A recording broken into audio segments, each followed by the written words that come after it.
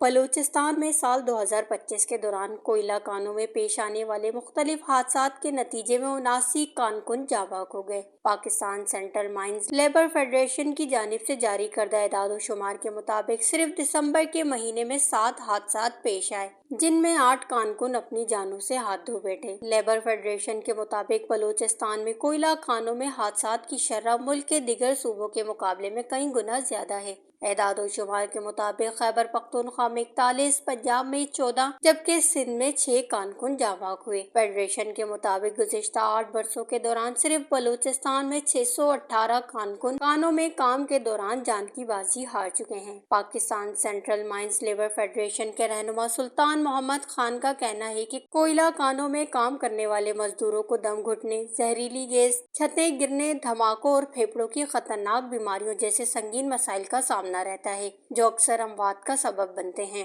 انہوں نے مطالبہ کیا کہ کارکنوں کی جانوں کا تحفظ ان کا بنیادی حق ہے اور حکومت اس حق کو یقینی بنانے کے لیے فوری اور مؤثر اقدامات کرے۔ وش نیوز، کوئٹہ، بلوچستان۔